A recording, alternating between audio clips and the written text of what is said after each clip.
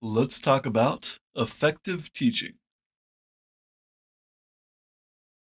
So I mentioned teaching, but we could rephrase that to let's talk about sharing information in an effective way because everyone needs to share information at some point. You might not feel like you're any kind of a teacher, but most likely at some point in either your professional life or your personal life, you need to be able to give information to other people. I'm sure just thinking about that, you can think of times when you've had instructors who were very good and instructors who were less desirable.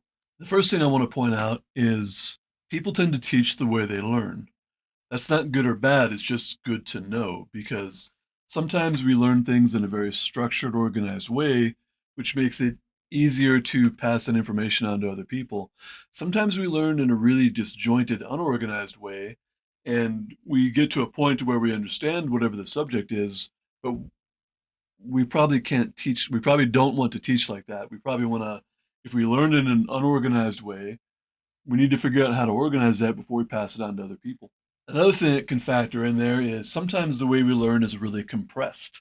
Just as an example, I've been to a lot of things over the years that were instructor development, whether that was in strength and conditioning or self defense.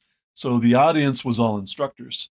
Those things tend to be very compressed. You're getting a lot of information in a short period of time because everyone has a similar baseline that's easy to do.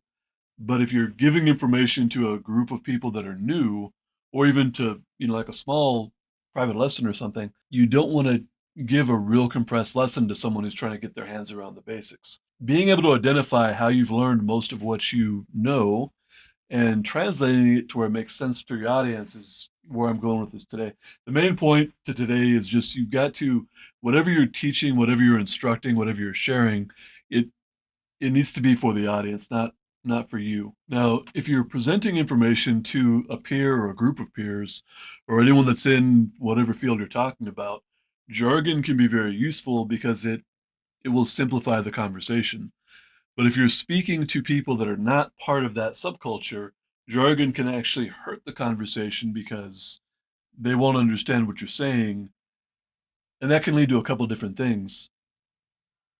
I'll try to give an example. If I'm talking to another strength and conditioning coach and I'm talking about a boxer that I'm working with, and I say something like this. So if I say that I've got a boxer who needs to make weight and we need to increase his anaerobic capacity without inducing hypertrophy, that should make sense to another coach or someone who's in anything kind of related.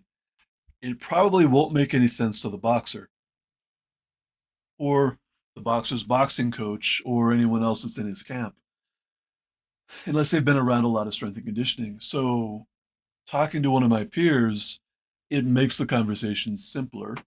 To the boxer, I probably need to say something more like, we're going to improve your stamina so that you last through all the rounds you're going to fight in without making you any bigger so you don't have a hard time cutting weight. At the same time, we're going to make sure you have enough power behind your punches to where you're effective. Something more like that makes more sense. Now, the second sentence, it probably doesn't seem that much longer to say.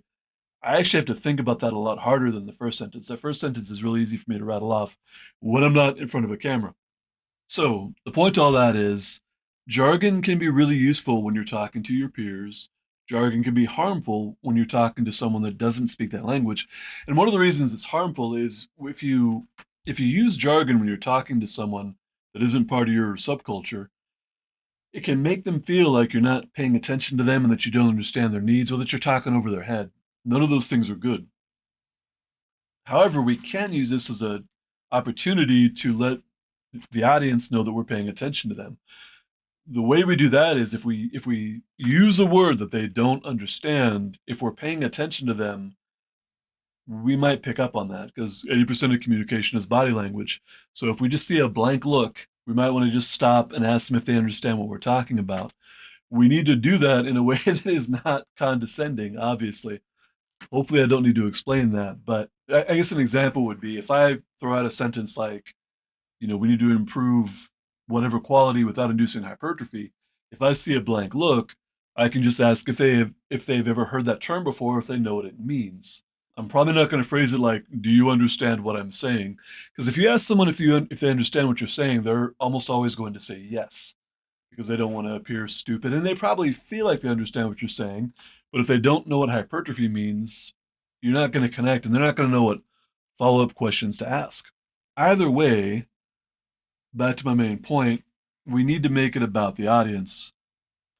And I think if you keep that in mind, it simplifies a lot of this. I might add, if you're giving a presentation to a group of people you want to belong to, but you don't belong to yet, or if you're trying to maybe make a sale or something like that, and you want to seem like you fit in or you belong, be really cautious about using jargon because I think sometimes people will do that because they think by sometimes by dropping some keywords it can make it sound like you know what you're talking about when you might not. That can be dangerous because one, if you misrepresent where you're at, even if it's unintentional, people might not ask you questions they need to ask that can lead to more problems later. You can get in over your head doing that. Also, if you accidentally misuse jargon, that should be pretty obvious. It's going to hurt whatever you're trying to do. So if you're trying to get in with a group or make some kind of a sale, just be really cautious with jargon unless you really understand it. All right, so wrapping this up for today, jargon can be good, jargon can be bad, depends on your audience.